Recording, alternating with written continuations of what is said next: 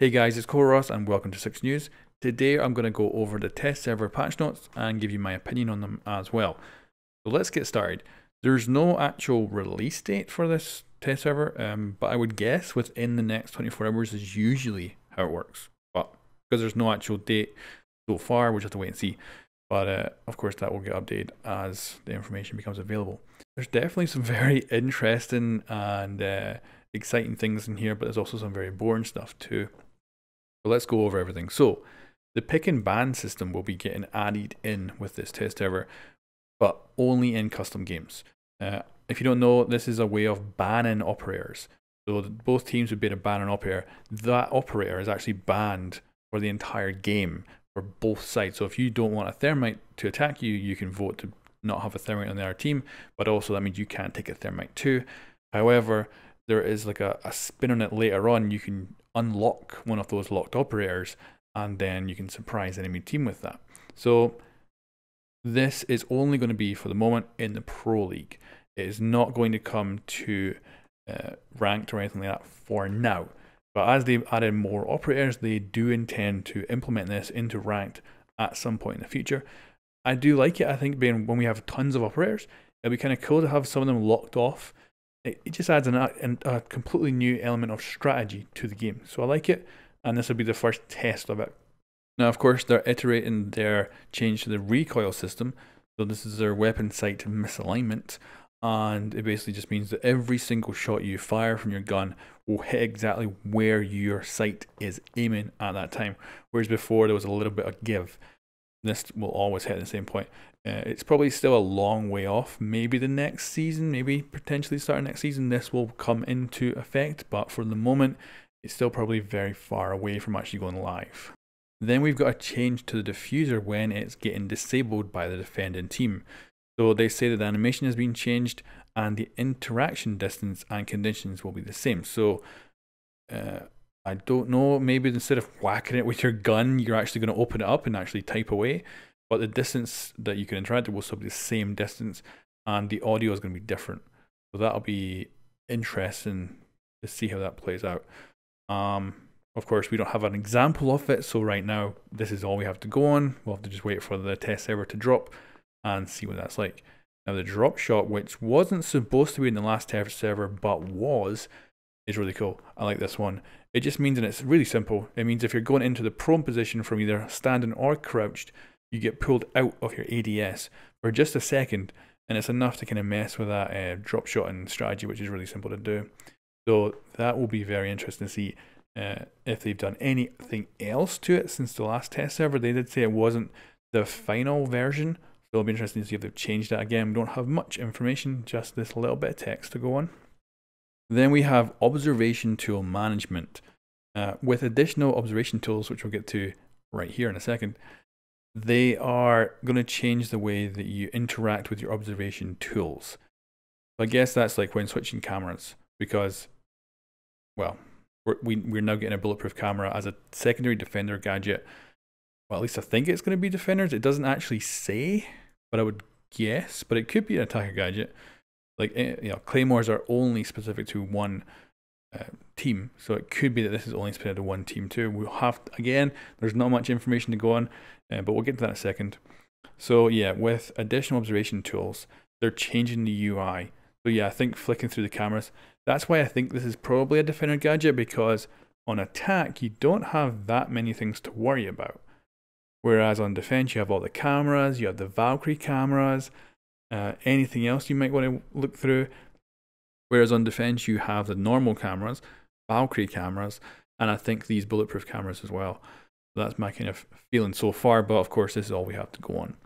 And yes, we have bulletproof cameras being added to the game. So some operators will receive a deployable bulletproof camera as a secondary gadget. Of course, this actually could work on both teams. You could use it to cover your backs when you're attacking, or you could use it as another observation point when you're defending team. So it could work on both teams, and could be actually maybe good like on heavier operators perhaps.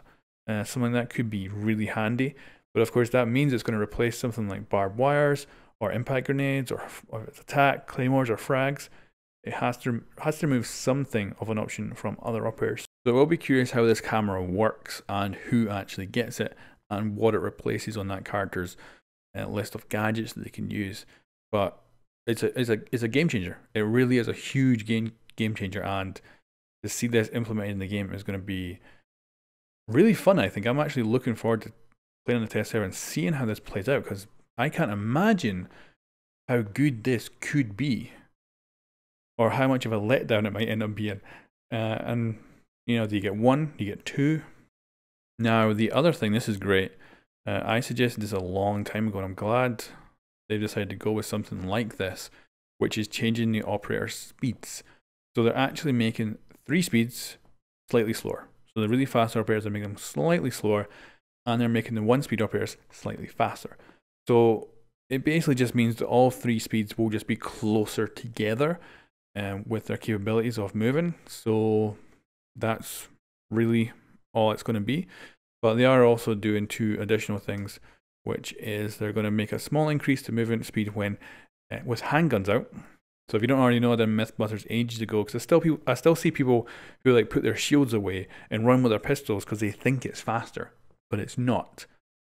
However, I'm going to have to go bust that myth now, because, or actually confirm that myth, because they're going to be actually able to run faster with their handguns out. So that's really cool, but it does not include automatic sidearms, which I think is a great little addition. That's cool. And the other thing they're doing is they're taking away the movement shield penalty if you put the shield on your back as well. You'll be able to move faster. All really interesting ideas, and will certainly help speed up operators and slow down the 3 speeds. So very interested how that will play out as well. So there's a lot of stuff that's going to be really interesting to test. And then Echo's getting a buff. Now, if you didn't already know, we're not getting any mid-season reworks off operators. And this time it's just a rebalancing, it's just tweaks. So there's nothing about any reworks. That'll come at the beginning of the new season. And that'll probably be cast, so that's my best, guess. But they are giving Echo a buff, which is simply giving him a second drone. I don't know if that's great. Like, I think when I'm playing him, I'm more just let down with the effect that his drone has on the enemy players. So I don't know if really giving him 2 is great, but it does mean he will have the ability to obviously have 2 cameras in different positions, which, along with the buff on getting more cameras, could be really important. Like, intel is really important. So having 2 of these yokai drones in really strategic positions could be really, really good. And then they have a couple of known issues so far. So Clubhouse appears in the custom game list but is not playable. Clubhouse, we do know, is getting a rework.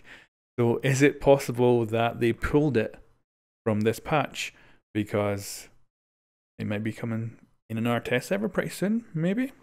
And if a player leaves the game where their yokai drone is deployed, they will disappear. Lone Wolf Terrorist Hunt does not launch on first try. Occasionally players can be stuck in their spawn. Oh, that's going to be lovely to play in the test server. But yeah, there we go, guys. That is the test server notes. Like I said, there's no currently a date, but I do expect it to be out within a day, probably. But I guess it could be a couple of days. We'll have to wait and see. Certainly this weekend is more than likely going to be the time to play the test server. So yeah, great changes. Looking forward to it. Very excited because there's some major changes and it's going to be really interesting. And yeah, I'm really happy with this. So anyway, let me know what you think in the comments below, and I'll catch you next time.